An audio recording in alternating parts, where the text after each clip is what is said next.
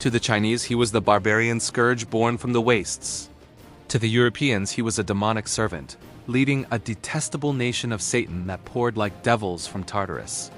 To human history, though, he was one of the greatest warlords in history. We're talking, of course, about Genghis Khan. Genghis Khan was born sometime around 1162 AD, and originally named Temujin after a Tatar chieftain that his father had captured.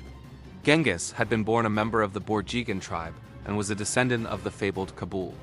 Khan, who had done what so few Mongols had ever managed to do, unite the many disparate tribes against the Jin dynasty of China 6 decades earlier. Greatness marked Genghis from birth, not just in the heritage of his mighty bloodline, but physically with a literal mark caused by a blood clot in his hand.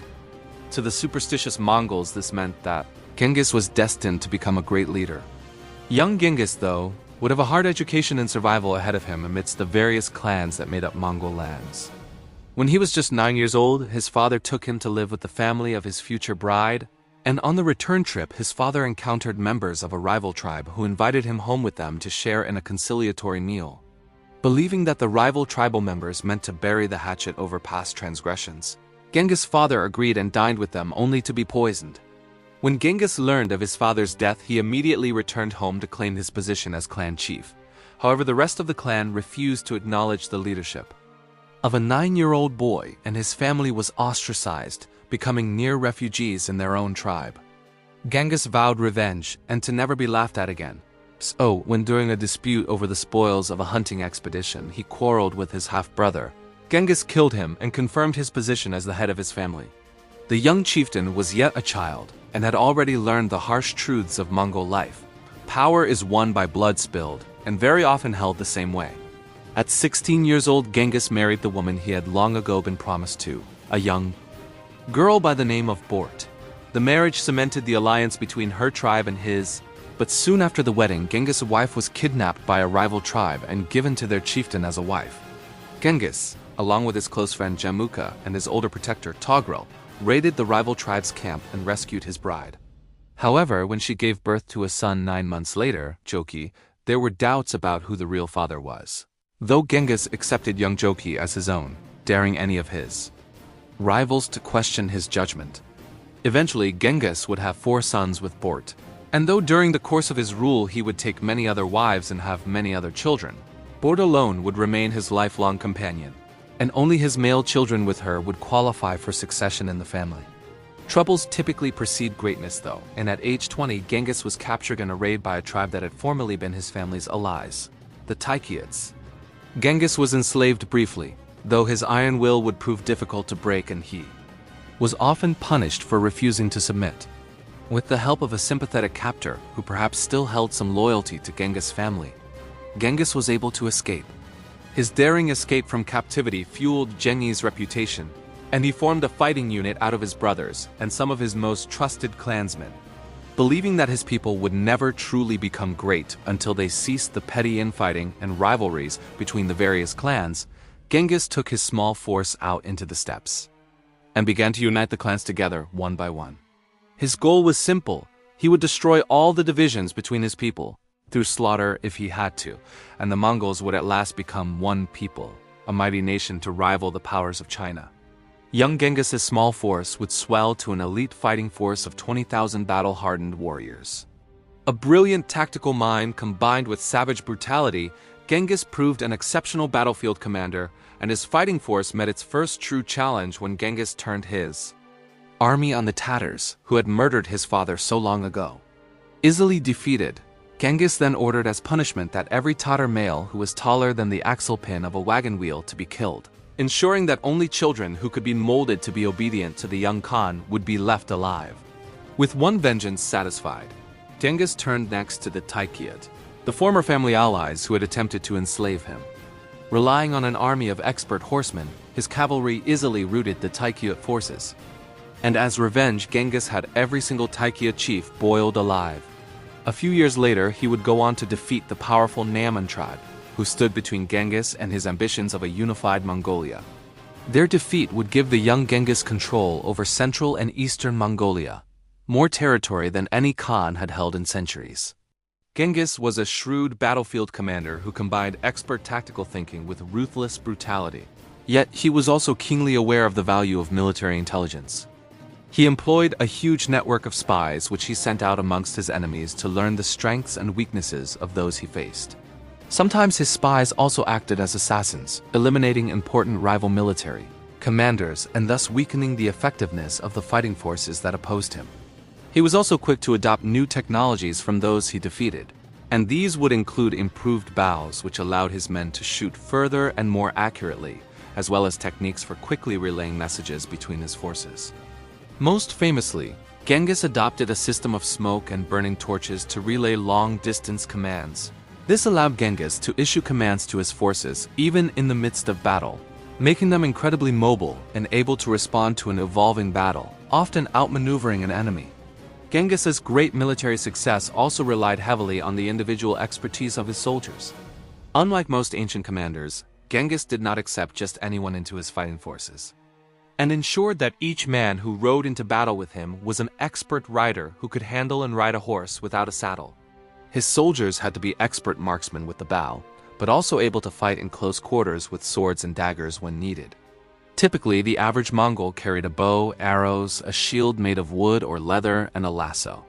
They could also carry javelins, body armor made of hardened leathers, and a lance with a hook in order to pull enemies off their own horses. As expert riders, each of Genghis's soldiers could handle their horse with just their legs, leaving their hands free to shoot a bow or wield a lance and shield in combat. Yet, as a keen tactician, Genghis recognized that an army was more than just the fighting men at the front. Thus, his armies were always followed by a very well-organized supply system of ox carts loaded with supplies and extra military equipment, shamans to provide spiritual leadership, maintain morale, and treat the wounded, and even government officials whose job was to catalog the plunder. After his initial victories over the major Mongol tribes, the other tribes unified and agreed to peace, at last bestowing upon Genghis the title of Khan, or universal ruler. A title of not just political but also spiritual importance. A great shaman declared that Genghis Khan was the living representative of Monkey Koko Tengri, or the eternal blue sky, who was the supreme god of the Mongols. With his newfound divine status, it was clear that Genghis' destiny was to rule the world. Genghis immediately led his forces to fresh conquests, striking out in 1207 against the kingdom of Shixia, which had flourished in northwest China since 1000 AD. 2 years later, the kingdom surrendered unconditionally, and Genghis turned his attention against the Jin dynasty in northern China in an epic struggle that would last for 20 years. Yet even as he fought for control of China, Genghis' armies also struck out west. He established diplomatic relations with the Khwarezm dynasty, a Turkish empire that included Turkestan, Persia, and Afghanistan, but relations quickly soured when the Mongol diplomatic mission was attacked by the governor of Otrar, a prosperous and important city. When the 450-strong Mongol trade caravan arrived at the city, the governor, in al-Hok, accused the traders and ambassadors of being Mongol spies and executed the entire caravan. Genghis Khan then sent a delegation of 3 diplomats to the Khwarezm Sultan, demanding that al-Hok be punished for the murders, and instead the Sultan beheaded the lead ambassador and shaved the beards of the other 2, sending them back to Genghis with the lead ambassador's head. This would prove to be a mistake.